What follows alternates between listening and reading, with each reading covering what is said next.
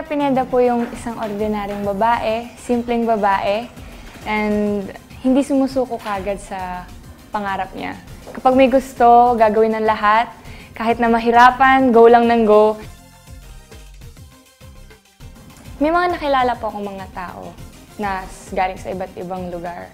Hindi lang dun sa lugar ko, kundi sa meron pang taga Cavite, meron pang taga Bulacan. Nakakatuwa po kasi nakilala ko sila at naging best friends ko pa. Basurahan. Basurahan po.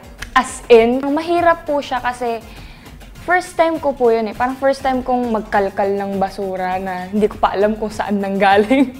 Nabigyan po ako ng pagkakataon na ma-realize yung mga bagay na gano'n. Yung mga tao, hirap sa buhay na kailangan pang magkalkal ng basura or gawin yung bagay na yun para lang may makain, para lang makasurvive sa isang araw.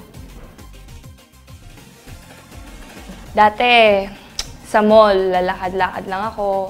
Pinapayagan ako nila mamang mag-commute. Pero ngayon, sobrang higpit na po nila mama. Natutuwa po ako pag may nagpapapicture sa akin. And ngayon, may nakakakilala na po sa akin sa mall. Minsan, ay, ikaw yung sa Starstruck. Masaya po yun. Nakakataba po ng puso kasi, ay, kilala niya ako. Ito na yung dream ko. Ito na isa sa pangarap ko. Naka-check na siya.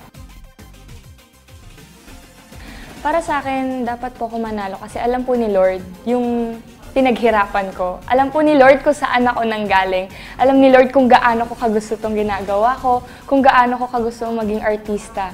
Alam po niya na ginagawa ko lahat ng best ko sa bawat challenges na binibigay sa amin.